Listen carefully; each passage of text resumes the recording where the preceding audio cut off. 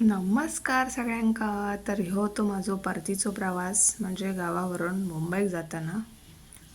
तर हे असे जरा रेल्वे स्टेशनवर मी पोजी मारले असे असे नवऱ्याचं टी शर्ट घातलेलं आहे ना, हा तो पोज तो बनता आहे म्हणून मग मी अशा पोजेस मारल्या आणि फायनली ट्रेनमध्ये चढलो. सेकंड टाईम म्हणजे आता पण मी विस्टाडोममध्येच माझं तिकीट होतं आणि एकदा प्रवास करून सुद्धा पण मी इथे आता माती खाल्ली. मी दरवाजा कसा उघडायचा हे विसरले नाही, ढकलत होते. मग तिकडच्या माणसाने ते सर्व केलं आणि मला एवढी लाज वाटली की हा समोरचा मुलगा पण सांगतोय बघा ती ढकलत होती म्हणून. मला खूप कसं तरीच वाटलं आणि मी तिथेच बसले. म्हटलं आता लगेच ते तोंड घेऊन काय यायचं, म्हणून मी तिथेच बसले आणि हे खूप वेळ वाट बघत होते की आता येईल पण मी काय आलेच नाही. आणि म्हणजे असं कसं तरीच वाटलं मला, असं लाजल्यासारखं. लोक काय म्हणतील मला, अडाणी वगैरे. तर हा सेकंड टाईम असून पण माझं असं झालं. फायनली त्याने मला कॉल केला आणि सांगितलं अगं मी वाट बघतोय, तू आहेस कुठे. मग मी कसं बसं मन बनवलं, काय होतं आहे, कोण बघत नाही आणि बघणारे काय मला ओळखतात थोडेच आहेत असं म्हणून मी आले तिथून. येताना मात्र मी अचूक तिथे बटन प्रेस केलं तर झालं असं त्याचं आणि मी यांच्याशी असं बोलत होते.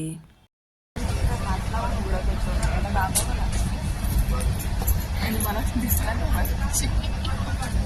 जन्माची मट्टा हो, मी जन्माची मट्ट आहे म्हणून असं आहे.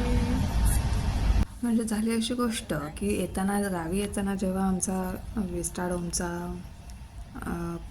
डबा होता तेव्हा त्याच्यात काय म्हणतात ते बायोमॅट्रिक्ससारखं होतं, म्हणजे टच केलं की लगेच जायचं. आणि ह्याच्या आता हा आहे म्हणजे गावी जाताना आमचा तुतारी नव्हे कुठली ती तेजस एक्सप्रेसचा होता EV आणि इथे येताना जनशताब्दीचा EV होता. पण इथे याला टच करून मग तो दरवाजा उघडणार होता असं झालं.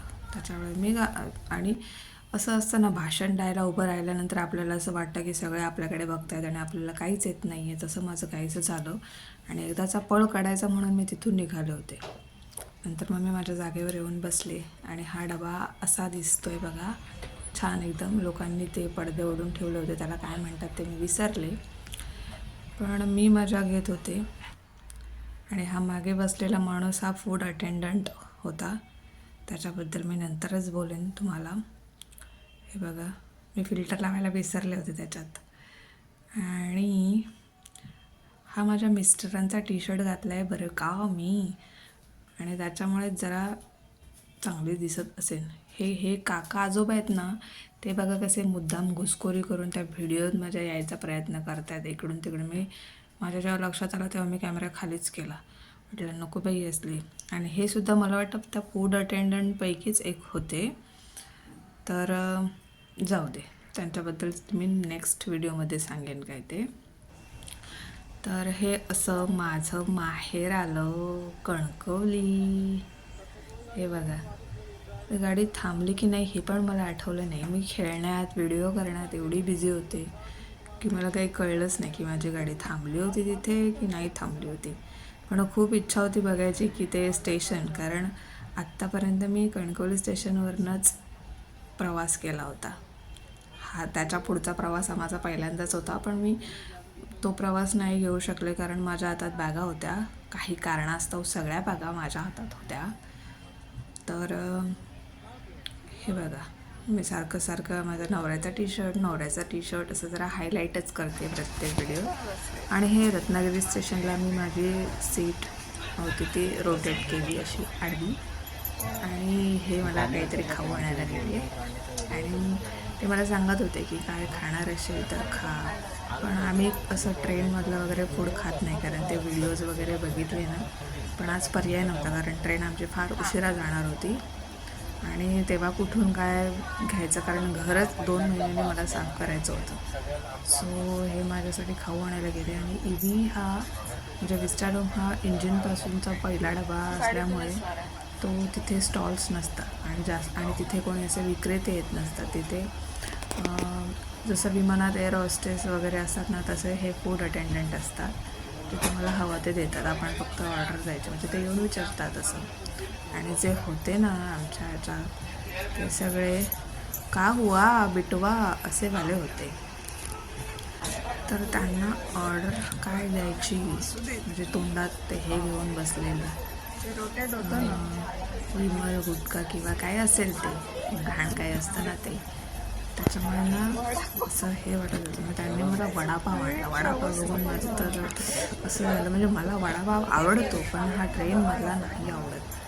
मग मला खाणं भाग होतं, कारण मला घरी जाऊन सगळं आवरायचं होतं आणि एवढ्या उशिरा गेल्यानंतर मला बाहेर काहीच अवेलेबल होणार नव्हतं. मग घरी तरी आम्ही 1:30-2 वाजता पोचलो. त्याच्यानंतर साफसफाई वगैरे होती. तर हे असं. तर हे बघा, आता ही आमची सिस्टीम असते खाण्याची. नाही असं काही नाही आहे, हात पुसायला आणलेले आहेत ते, लहान मूल नाही आहे कोणी सोबतीला. हात पुसण्यासाठी आमच्याकडे कंपल्सरी हात म्हणा, टेबल म्हणा किंवा जे काही असेल ते पुसण्यासाठी फॅन्स वगैरे आम्ही हे लिटिल काय ते बेबी वाईप्स वापरतो. बरे पडतात ना, हात पण स्वच्छ होतात आणि बरं वाटतं, सगळंच स्वच्छ. मग फायनली मी वडापाव खायला घेतला आणि असं व्हिडिओ करत, म्हणजे असं ॲक्टिंग करत. एवढा वेळ मला वडापाव तोडायला वगैरे लागत नाही, ॲक्टिंग पुरतं मी करते. हे एवढ्यात दोन्ही खाऊन झाले असते. एवढा मला वडापाव आवडतो, पण ठराविक ठिकाणचाच. हे बघा, सगळं अंगावर सांडत होतं. माझ्या अहोंना असं आवडत नाही असं सांडवून खाल्लेलं, पण हे मला खाऊ देऊन बाहेर गेले होते. नेक्स्ट आहे तर हे सँडविच, जे हे 4 पावाचे छोटे तुकडे आणि त्याच्यामध्ये कागदा एवढा बारीक असा चीजच असेल मे बी ते, त्याचा लेअर.